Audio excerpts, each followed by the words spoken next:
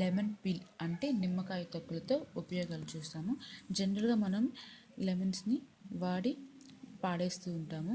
అలా కాకుండా వాటిని డ్రై చేసుకొని వాటిని ఎలా ఉపయోగించుకోవచ్చో ఇప్పుడు చెప్తాము. వీటిని ఫస్ట్ పౌడర్ చేసుకోవాలి.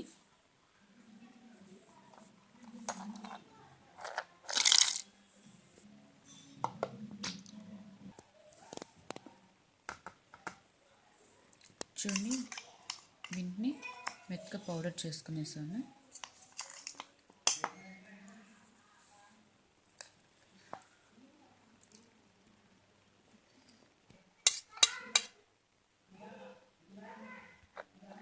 ఈ పౌడర్ మీకు మరి మెత్తగా కావాలనుకుంటే మీరు ఒకసారి జల్లెడ పట్టండి.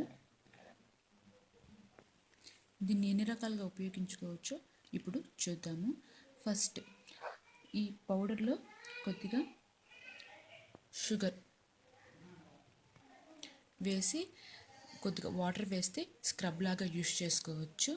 అది నల్లగా ఉన్న మోచేతులు మోకాళ్ళ దగ్గర బాగా రుద్దుతూ ఉన్నారంటే అది వైట్గా వస్తుంది. అలాగే దీన్ని ఫేస్ ప్యాక్లో కూడా ఉపయోగించవచ్చు. టమాటో జ్యూస్తో దీన్ని ఉపయోగించవచ్చు.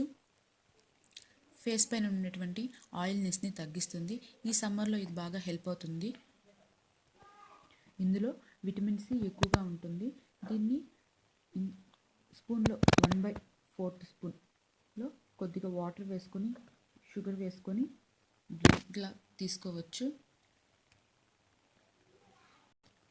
అలాగే ఈ పౌడర్ని సమ్మర్లో ఎక్కువగా చెమట పడుతూ ఉంటుంది.